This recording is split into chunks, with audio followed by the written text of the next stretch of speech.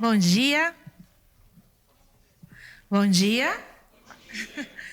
Sejam bem-vindos, todos vocês aqui que estão conosco. Estamos felizes por ter a companhia de vocês. Tanto os que estão aqui presencialmente, como os nossos amigos que estão espalhados em outros lugares, nos acompanhando via online. Que Deus esteja com vocês também.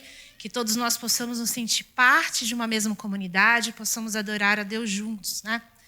E essa semana é até complicado, né? A gente tá feliz e tal, né? A gente sabe que muitos irmãos nossos estão sofrendo, é que a gente não se esqueça também disso, né? Mas eu queria dar alguns anúncios para vocês sobre a comunidade. Queria lembrá-los de que estamos presentes nas redes sociais. Então, se você ainda não nos segue no Twitter, no Instagram, no YouTube, fica o convite, se inscreva lá. Lá a gente tem, então, as informações sobre programações e temos material lá também, então, por favor, não se esqueçam. E temos alguns programas especiais durante a semana, né? Toda terça-feira, às 9 horas, nós temos uma live de oração com a pastora Keldan lá no Instagram. Então, você pode entrar, acompanhar. Todos bem-vindos, esteja conosco lá. E aos domingos nós temos às 19 horas um estudo bíblico via Zoom. O link vai estar disponível no Instagram.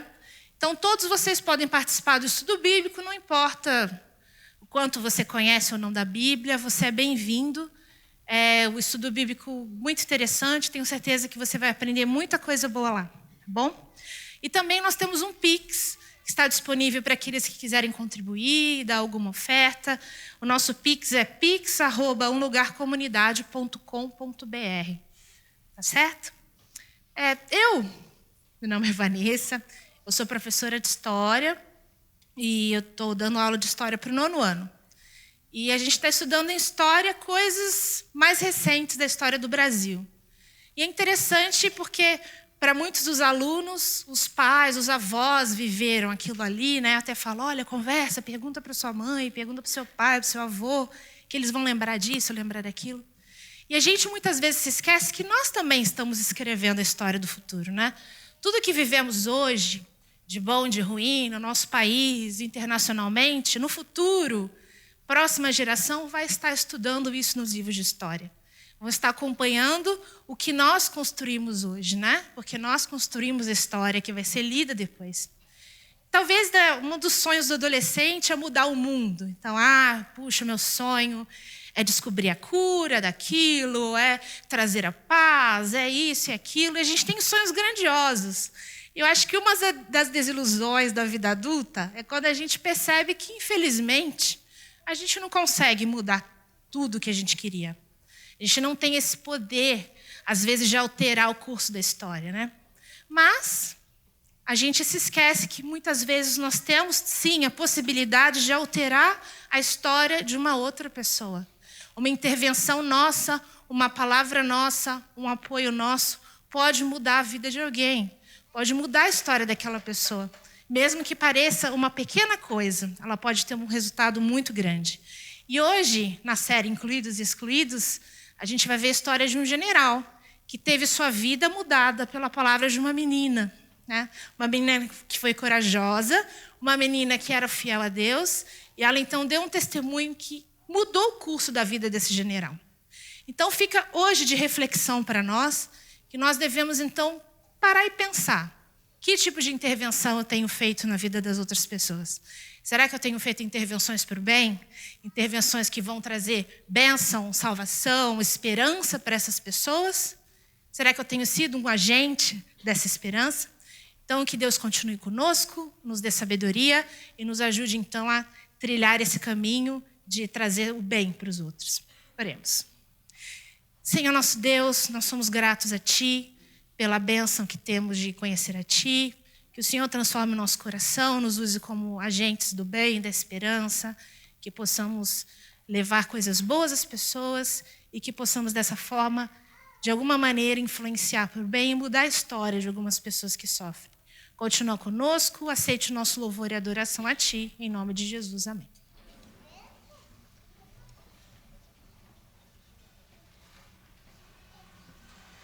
Bom dia, igreja! Vamos nos colocar de pé?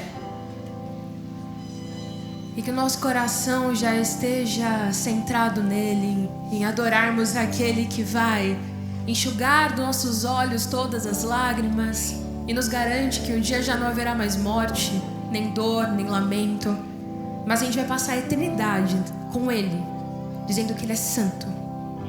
E a gente vai começar, já estamos começando. Digno Cordeiro que foi morto, santo, santo ele é. Um novo cântico ao que se assenta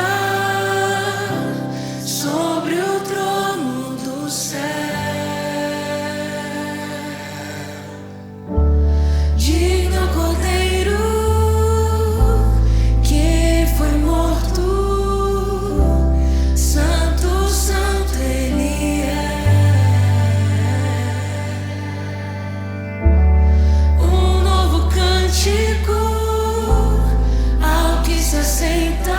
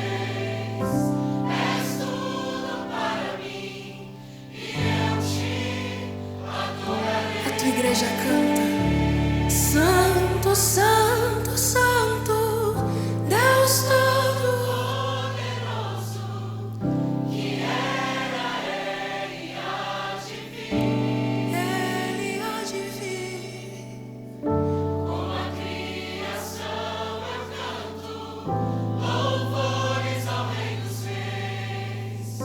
És tudo para mim e eu te adorarei. Te adoramos, Jesus. Te adoramos, Jesus. Te adoramos, Jesus.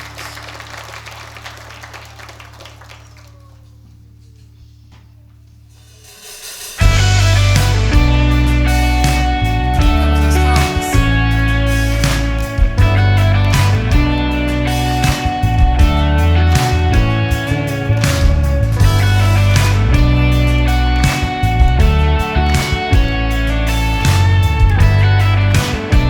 Ele é a nossa luz. Tu és a minha luz, a minha salvação, e a ti me renderei. Se ao teu lado estou, seguro em tuas mãos, eu nada temerei.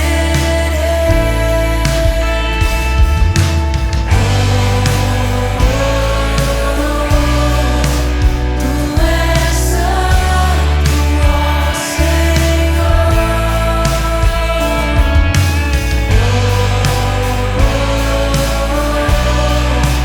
Tu és digno de louvor.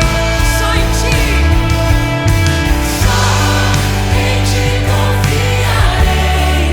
Eu nada temerei. Em frente eu irei, pois eu sei que vivo estás e um dia voltarás do céu pra nos buscar. Pra sempre reinarás. Aleluia.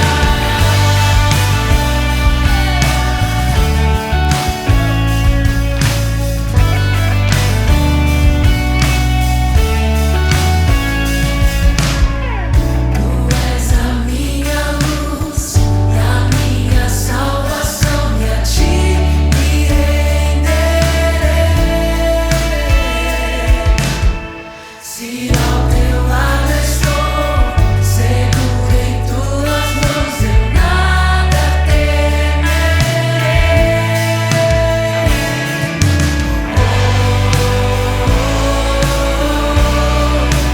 Tu és santo, ó Senhor.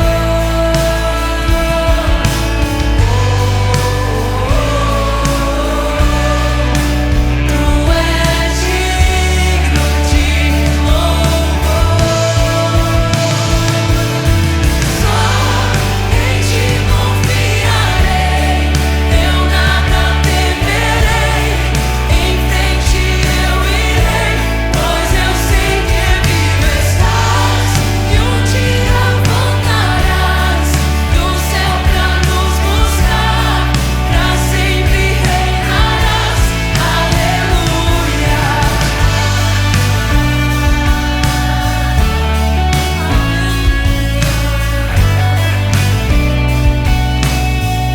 Queremos a tua volta, Jesus. Clamamos por isso. Vem,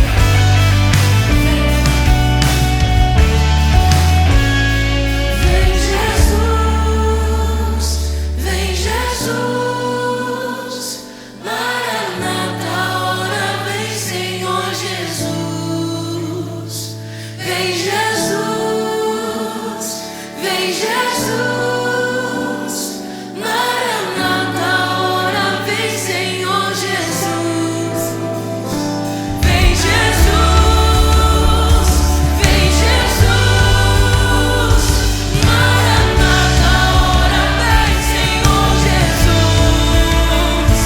Vem Jesus, vem Jesus. Maranata, ora vem.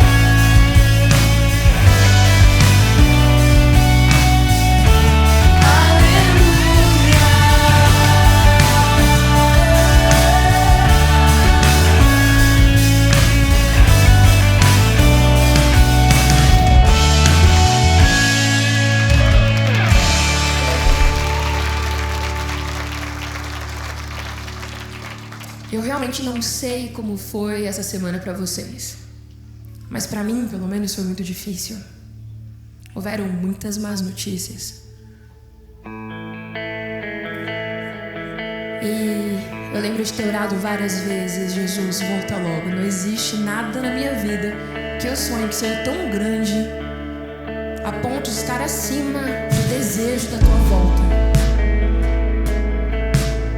E quando eu estava nesse momento de oração, eu percebi novamente como Ele sempre pode nos lembrar que Ele é o porto seguro e a esperança viva. Não há nada igual, não há nada melhor a que se comparar a esperança viva. Tua presença que nos ajuda a descansar e esperar por ti. Eu provei e vi um mais doce amor que liberta o meu ser e a vergonha desfaz. Tua presença, Deus.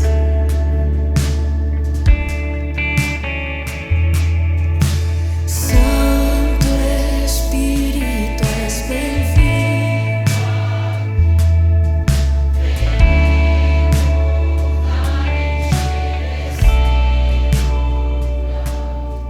É o desejo do meu coração sermos inundados por tua glória, Senhor.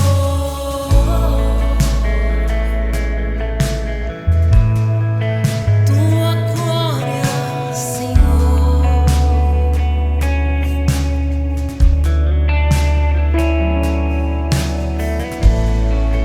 Não há nada igual, não há nada melhor a que se comparar a esperança viva. Tua presença,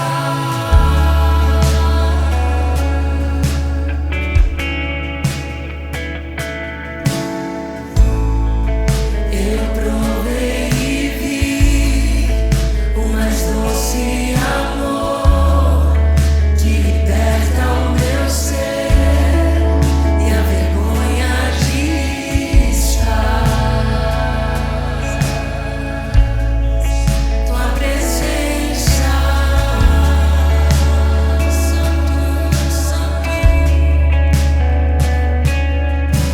Santo Espírito, és bem-vindo aqui. Vem inundar, encher esse lugar. É o desejo do meu coração sermos inundados por tua glória, Senhor. Santo Espírito, és bem-vindo aqui. Vem inundar, encher esse lugar. É o desejo do meu coração sermos inundados por tua glória, Senhor.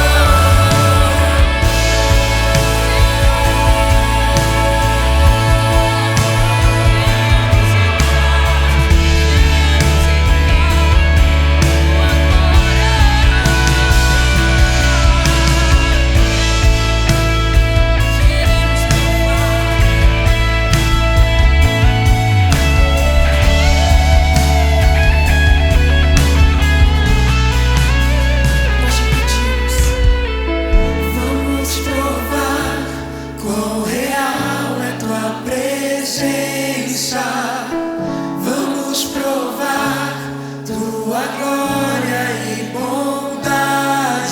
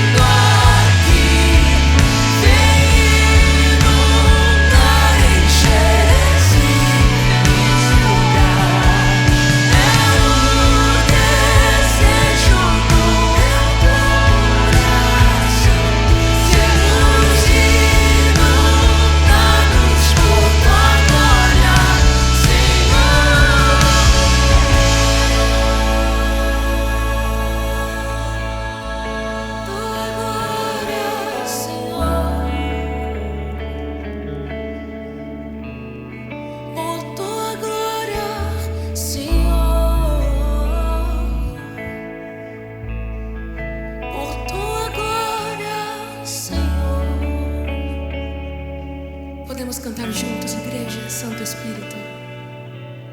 Santo Espírito, Tu és bem-vindo todos os dias. Nos enche. É o desejo do meu coração sermos inundados por Tua glória, Senhor.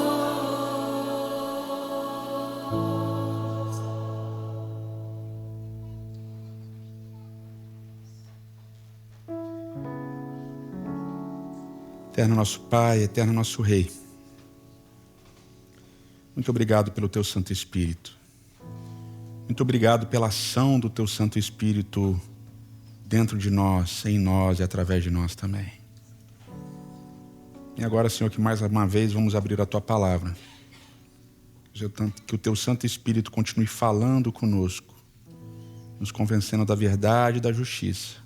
É o que nós te imploramos em nome de Cristo. Amém, Senhor. Amém.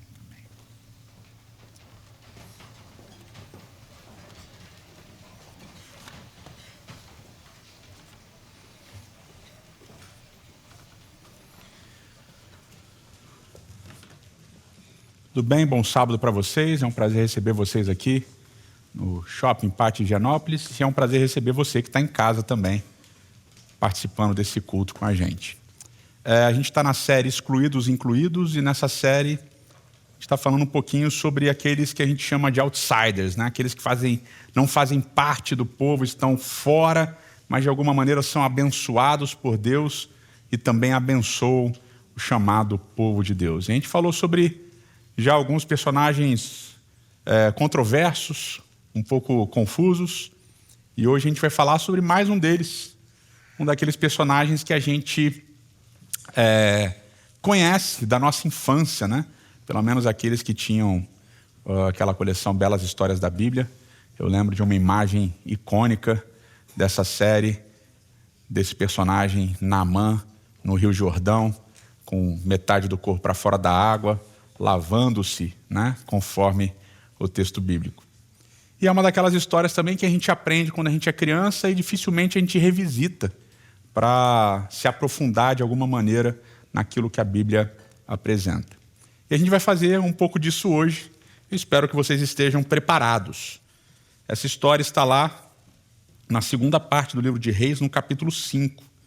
E o texto começa dizendo assim, no verso 1, Naamã, comandante do exército do rei da Síria, era muito respeitado e honrado pelo seu senhor, pois por meio dele o Senhor dera a vitória à Síria.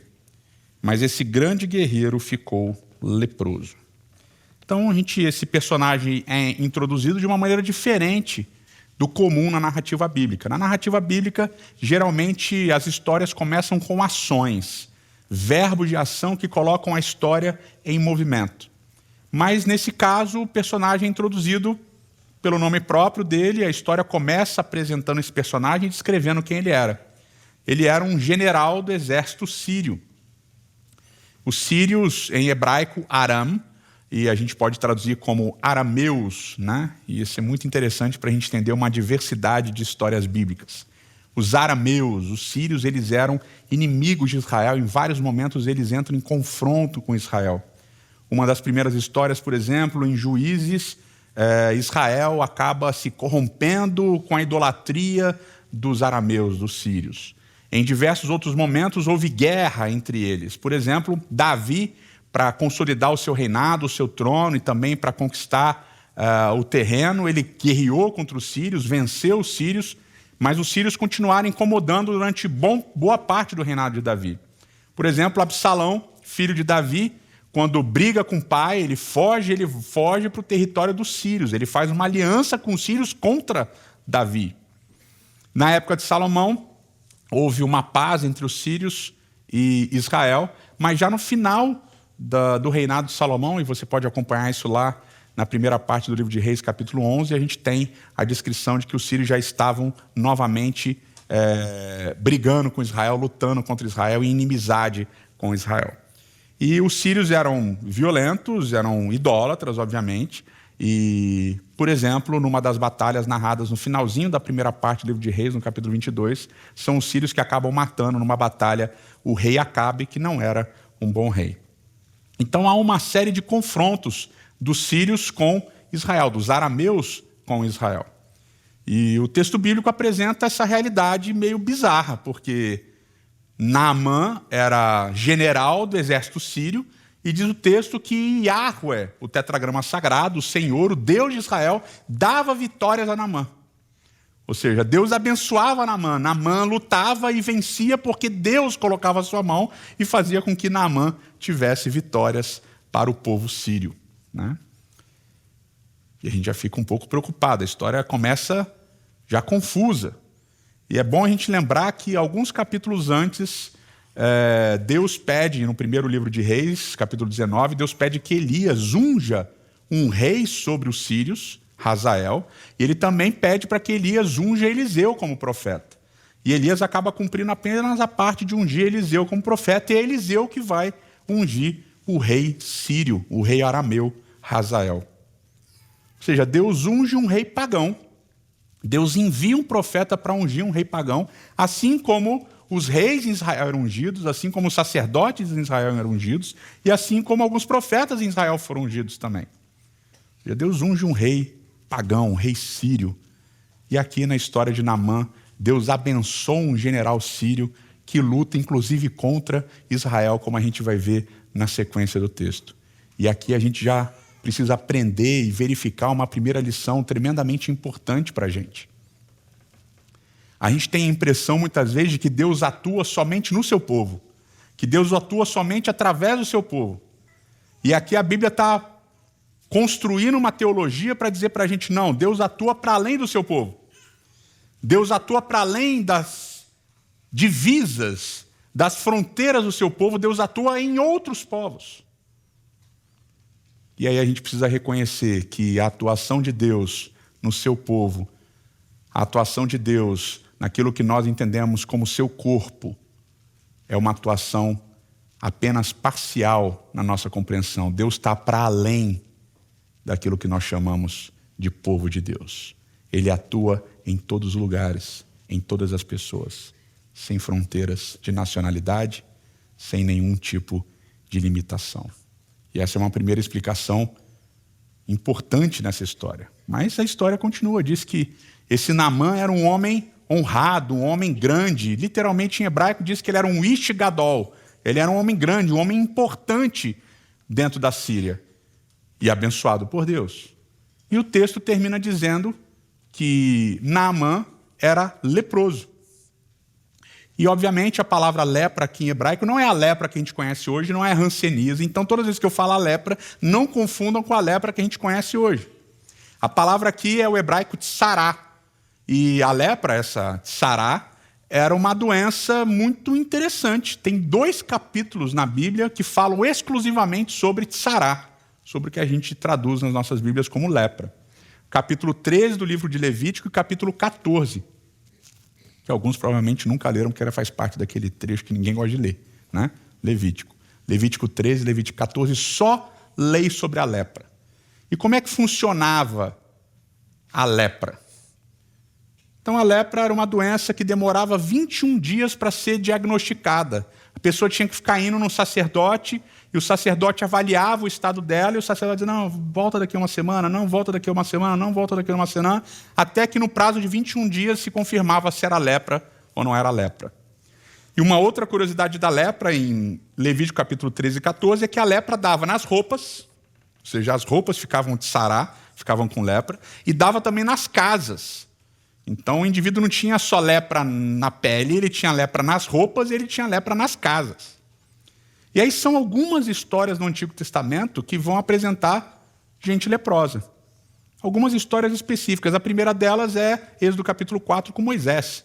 Deus dá sinais para Moisés. Deus fala assim, Moisés, coloca a mão no seu peito, estica a mão está leprosa. Aí Deus fala, agora coloca a mão de novo no seu peito, estica de novo, a mão está curada. Isso é um dos sinais que Deus dá para Moisés. A segunda história de lepra está lá em Números capítulo 12, com Miriam.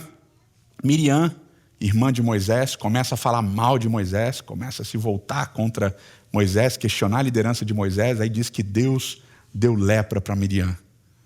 E aí Miriam se afasta do povo e tal. Tem um tempo dela de isolamento e depois ela volta. Tem uma outra história, que é a história de Naamã, que a gente está vendo hoje. Depois nós temos alguns capítulos para frente, e na segunda parte do livro de Reis, no capítulo 7, tem a história de 4 leprosos, não tem os nomes deles. Eles já aparecem na história como os leprosos, mas eles salvam o povo de Israel. Depois, no capítulo 15, tem uma outra história sobre lepra, que é a história do rei Uzias. É um rei que recebe lepra de Deus também. E aí a lepra tem uma construção interessante dentro da narrativa do Antigo Testamento, porque toda vez que a causa da lepra aparece, a causa da lepra é Deus. E toda vez que a causa da cura aparece também no Antigo Testamento, a causa da cura é Deus. Se tem um motivo para a pessoa ter lepra, foi Deus que deu. E se tem um motivo para a pessoa ser curada, foi Deus que curou. Por isso, vários teólogos eles vão argumentar o seguinte, que a lepra era uma doença eminentemente espiritual. Era uma questão espiritual ter ou não lepra. E aí vem um detalhe que é interessante e que confunde a gente e que é estranho na história. Naamã tinha vitórias nas batalhas porque Deus dava vitórias para ele. Ou seja, Deus estava abençoando Naamã. E os empreendimentos de Naamã. E o trabalho de Naamã como general do exército sírio, que era inimigo de Israel. E ao mesmo tempo a Bíblia diz que Naamã tinha uma doença, que era uma doença espiritual. Isso já ensina uma segunda lição importante para a gente logo no início da narrativa. Aquela maneira com que a gente vê as coisas, do ponto de vista da nossa lógica, não funcionam dentro dessa narrativa bíblica e de várias outras narrativas bíblicas, como a gente tem visto. Porque o indivíduo que tinha uma doença espiritual é abençoado por Deus. Na nossa cabeça isso não funciona. Mas a história de Naamã começa assim. Um general de um país pagão, inimigo de Israel, é vitorioso porque Deus o abençoa e lhe concede vitórias. Mas, ao mesmo tempo, esse indivíduo é leproso. A história continua no verso 2, dizendo: ora, as tropas da Síria haviam atacado Israel e levado cativo uma menina, que passou a servir a mulher de Naamã. Um dia ela disse à sua senhora: se o meu senhor procurasse o profeta que está em Samaria, ele o curaria da lepra. Ou seja, Naamã e o seu exército guerrearam contra Israel, foram vitoriosos, e não somente foram vitoriosos, ou seja, mataram vários israelitas, como levaram gente cativa também. E dentre essas pessoas cativas, uma menina. Em hebraico, Nará Ketaná. Nará indica uma menina jovem, uma menina pequena. E Ketaná, um adjetivo, indica que o tamanho dela era pequeno. Então, literalmente, é como se o texto estivesse dizendo uma menina pequena, pequena. Uma menininha, levada cativa por um general sírio, que Deus abençoava para ter vitórias contra o seu próprio povo, o povo de Israel. E ela está escrava. E essa menina resolve falar com a sua patroa. E ela fala: olha, eu vi que o seu marido está doente. Se ele fosse procurar o profeta lá em Samaria, ele seria curado. Uma menininha cativa num país estranho, levada como escrava por um exército inimigo do seu povo. E ao invés de estar com um discurso raivoso e odiento de morte aos assírios, morte aos arameus, ela está preocupada em ajudar o general do exército que havia levado ela cativa. Um belíssimo testemunho. uma menina pequena, preocupada com Ish-Gadol, com um homem grande, que era general de um exército inimigo do seu povo, que a havia levado cativa. Mas a história fica um pouco mais difícil ainda. A primeira, ela fica engraçada. Ao ouvir essa ideia da menina, Naamã foi contar ao seu senhor, o que a menina israelita dissera. Ele foi direto para o rei da Síria. E o rei da Síria respondeu: vai, eu lhe darei uma carta que você vai entregar ao rei de Israel. Então Naamã partiu, levando consigo 350 quilos de prata, e 72 quilos de ouro, e 10 mudas de roupas finas. E a carta que levou o rei de Israel dizia: junto com esta carta estou te enviando o meu oficial Naamã para que o cures da lepra. A mulher de Naamã não questiona, Naamã não questiona e o rei da Síria não questiona se o que a menina está falando é verdade ou não. Ninguém questiona a menina. Naamã escuta e vai. O rei da Síria escuta e obedece e manda, e Naamã vai e leva a carta e 300 e tantos quilos de prata e 70 e tantos quilos de ouro. Ninguém pensa assim: será que é uma emboscada? Porque eles estavam em guerra. Será que essa menina está armando?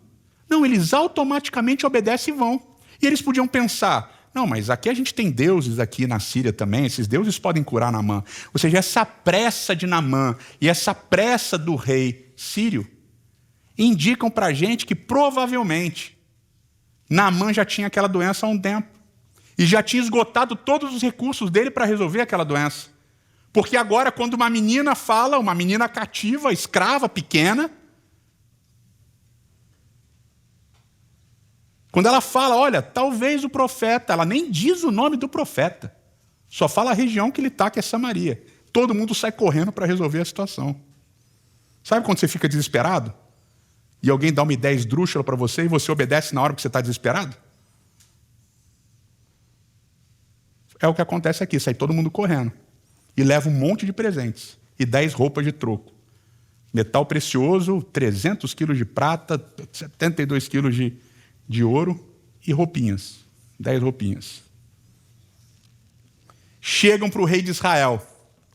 E aqui é interessante, porque eles vão direto para o rei. E geralmente os profetas nas cortes pagãs, eles trabalhavam para o rei. Isso mostra que eles não conheciam muito bem a dinâmica dos profetas em Israel. Ainda mais Elias e Eliseu, que só desciam a ripa nos reis de Israel. Aí ele manda para o rei achando que esse profeta trabalhava para o rei. O rei lê a carta, ele vê os presentes e ele rasga as vestes. E ele diz: por acaso eu sou Deus, capaz de conceder vida ou morte? Porque este homem me envia alguém para que eu cure da lepra? Vejam, ele procura um motivo para se desentender comigo. Pronto, eu não vou conseguir curar Naamã, e agora o rei sírio vai mandar o exército dele aqui, vai me matar e está lascada a situação, não tem o que fazer. O texto bíblico também não explica como, mas Eliseu fica sabendo da história. E Eliseu manda avisar o rei e fala assim: rei, é o seguinte, por que você rasgou as vestes? Por que você está preocupado com a situação? Fica tranquilo, manda Naamã para mim, eu vou resolver isso daí. E os sírios vão saber que existe profeta em Israel. Eliseu não diz que ele é profeta em Samaria, Eliseu diz: eu sou profeta em Israel. E aí Naamã vai com toda a sua comitiva, com quilos de prata, quilos de ouro, 10 roupas. Um homem grande, um homem importante no exército sírio, amigo do rei da Síria. E ele chega e Eliseu não sai para recebê-lo. Eliseu manda o mensageiro. Eliseu nem sai da porta da casa dele. E o mensageiro diz: olha, o profeta mandou você ir no Rio Jordão e mergulhar 7 vezes e aí você vai ficar curado. Sua pele vai voltar ao normal. E o texto bíblico diz que Naamã ficou furioso, que ele ficou indignado. Ele sabe com quem ele está falando. Como é que ele não sai para me receber? E vocês conhecem a história. Naamã fica doido porque ele era um homem grande, ele era um Ish-Gadol, um cara importante. E não vai ser recebido por esse profeta de um paizinho pequeno? Como assim? Ainda vai me mandar me lavar no Rio Jordão, que é um rio sujo, não sei o que lá e tal. Não, tem um monte de rio muito melhor lá na Síria. E aí os servos intervêm. É interessante que a história é movida pelos servos. É a menina que é serva, a menina pequena que é serva, que faz a história começar, e agora são os servos que fazem a história continuar. E os servos falam assim, olha, Naamã, homem grande, se ele tivesse pedido para você uma coisa grande, você não faria? Pois é, ele pediu uma coisa pequena, então faz. E aqui tem esse detalhe, essa construção que é muito interessante. Como Naamã era um cara grande, ele queria uma cura grande. Ele queria um espetáculo. E muitas vezes as pessoas grandes estão acostumadas com esses grandes espetáculos.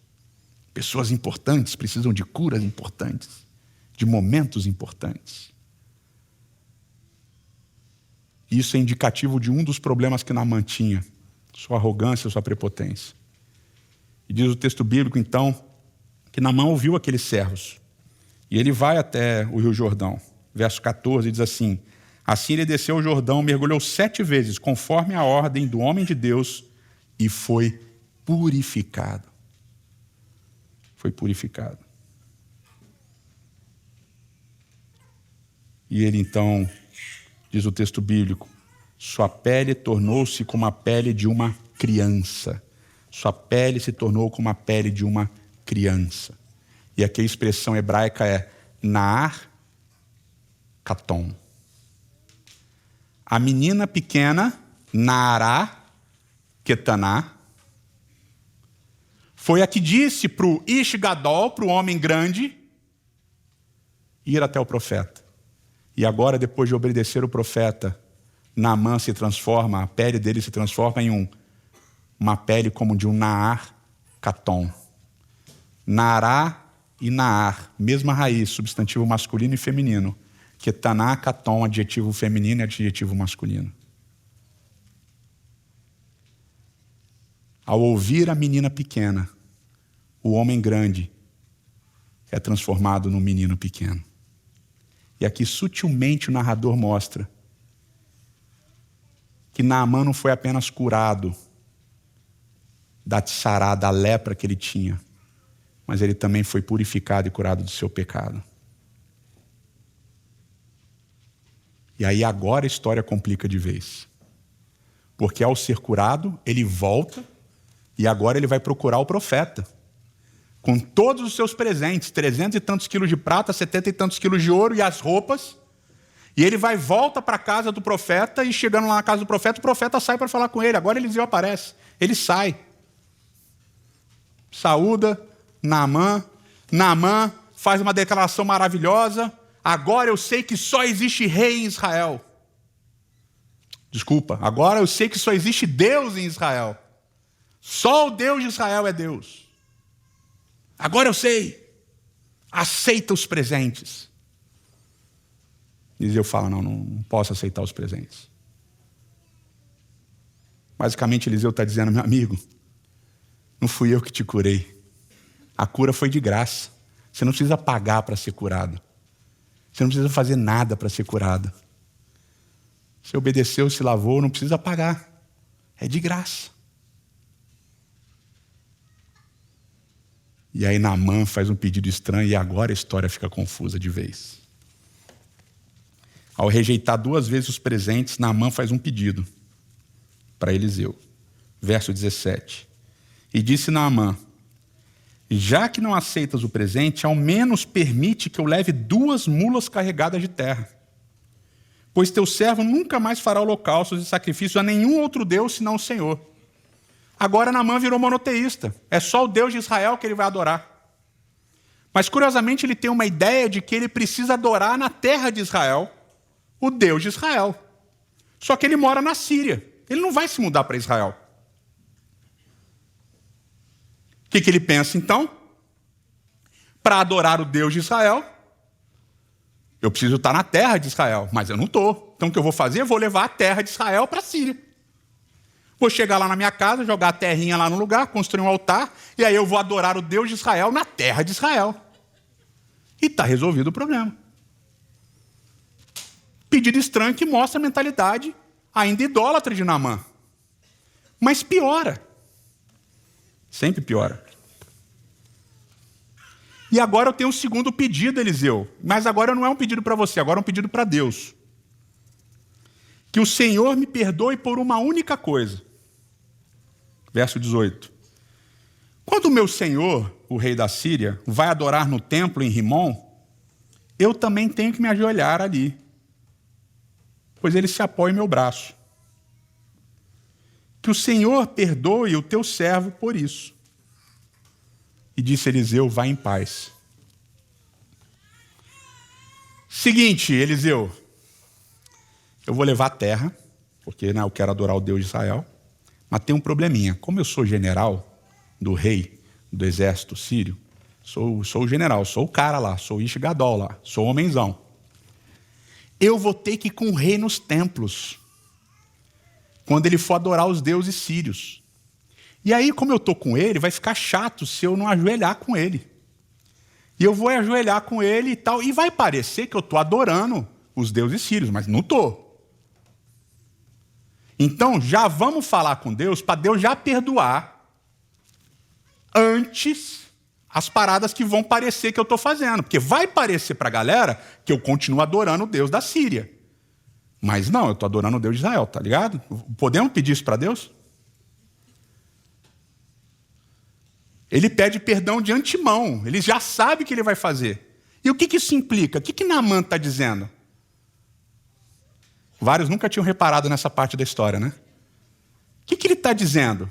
Ele diz o seguinte, eu não vou contar para ninguém que eu estou adorando o Deus de Israel. Pô, eu não vou perder meu emprego. Eu sou general do exército sírio. Inclusive, por ser general do exército sírio, eu vou ter que continuar guerreando contra Israel, mas fica tranquilo. Eu estou levando um pouquinho da terra para adorar a Deus lá. E além disso, pode ser que a galera ache que eu continue adorando os deuses sírios, porque eu vou estar lá ajoelhado, junto com o rei da Síria. Mas no meu coração eu não estou. Vamos pedir perdão para Deus? Posso? A gente já pode pedir perdão assim, antecipado? E o que Eliseu responde? Vai em paz. Está tranquilo, está resolvido. Está sossegado.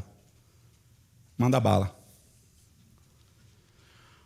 Olha a dificuldade dessa história. Porque a gente imagina na nossa cabeça, e não de maneira equivocada, a gente tem base para isso,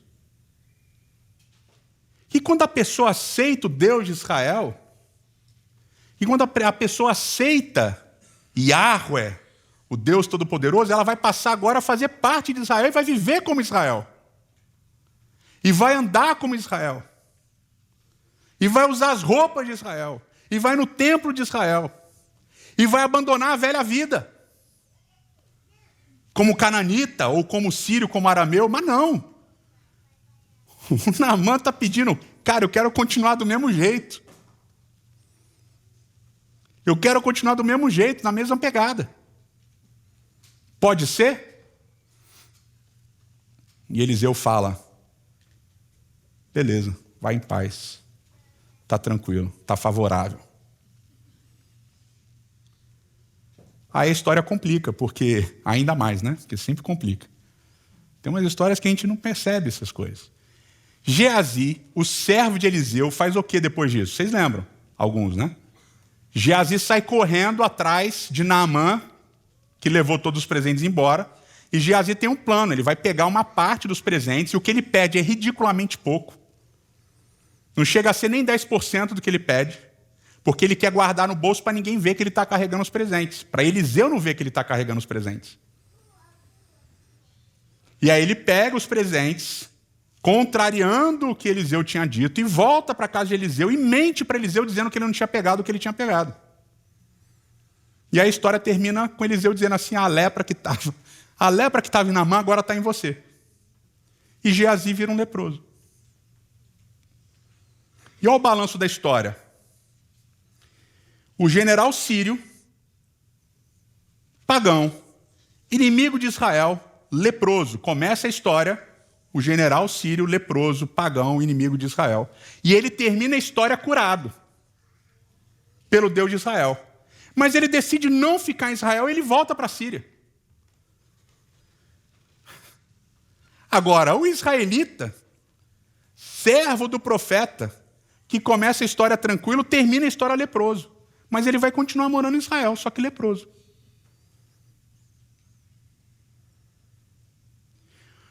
Olha quantas tensões essa história simples de Naamã apresenta para a gente. Desafiando a nossa lógica e a maneira como a gente entende as coisas de Deus. Porque o de dentro, que vai continuar dentro, aos olhos de todos, é agora leproso. E o de fora, que vai continuar sendo de fora,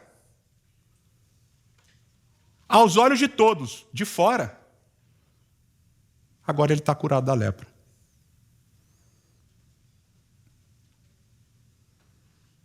E a pergunta para desafiar a gente, para fazer a gente pensar: por aceitar o Deus de Israel, por aceitar o Deus Todo-Poderoso, o que de fato vai mudar na vida de Naamã para todos aqueles ao redor dele?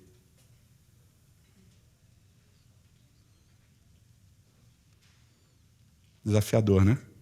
Não é uma história simples. Não é uma história para criança entender também. E aqui vem a maturidade da frase que Deus fala através de Samuel, narrada no livro de Samuel, e que a gente tantas e tantas vezes esquece.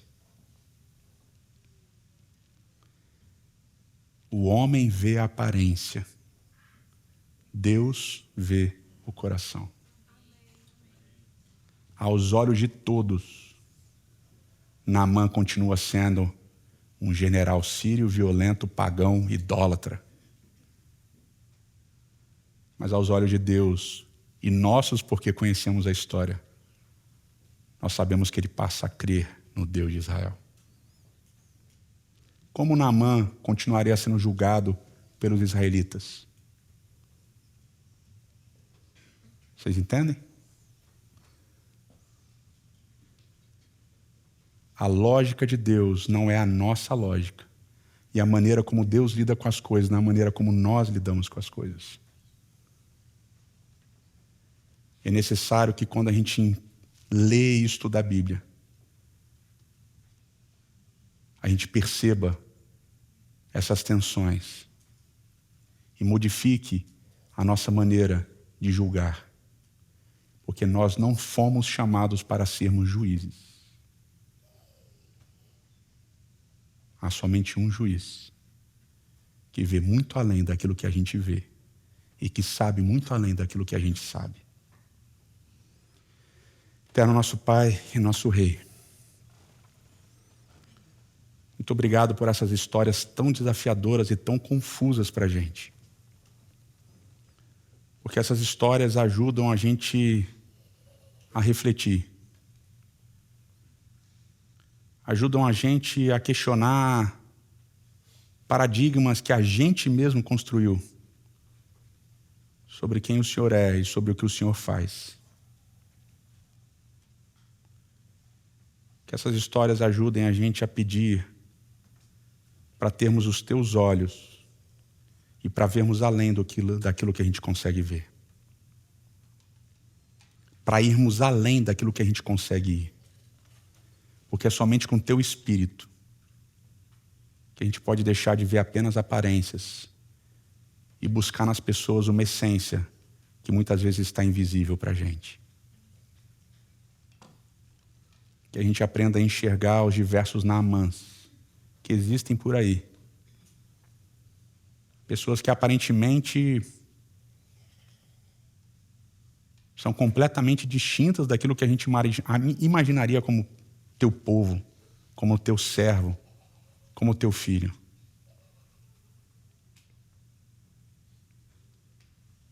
Mas que com os teus olhos a gente pode enxergar verdadeiros adoradores. A gente te pede isso, esse novo olhar, em nome de Cristo Jesus. Amém.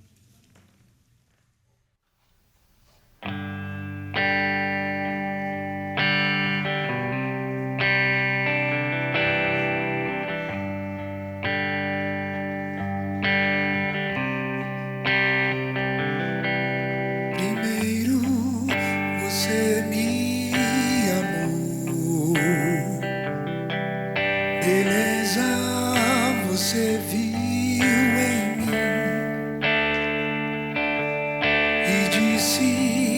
eu tenho valor e que eu lhe faço sorrir.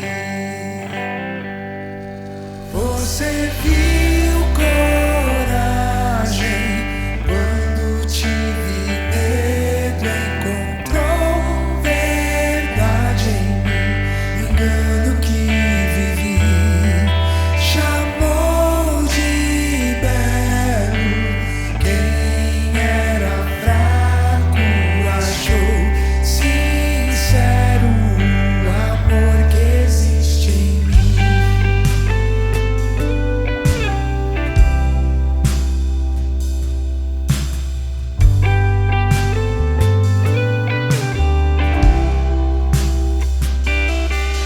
No escuro do meu coração, você uma luz fez brilhar, cantou sobre mim uma canção, verdades que não vão mudar. Você viu coragem quando tive medo, encontrou verdade em mim, engano que vivi, chamou de belo quem era fraco, achou sincero o amor que existe em mim. Você viu coragem quando tive medo, encontrou verdade em mim, engano que vivi, chamou de belo quem era fraco, achou sincero o amor que existe em mim.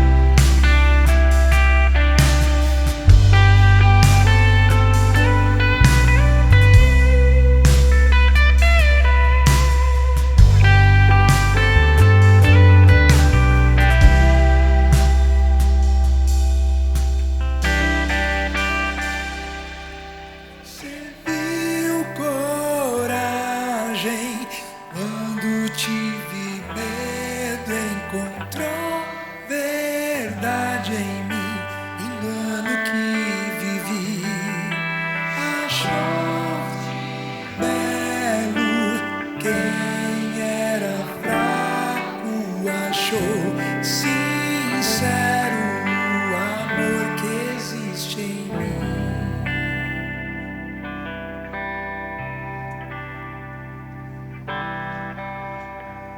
Que o Senhor te abençoe e te guarde, que o Senhor faça brilhar o seu rosto sobre ti e tenha misericórdia de ti, que o Senhor sobre ti levante seu rosto e te dê a paz. Bom sábado e até semana que vem.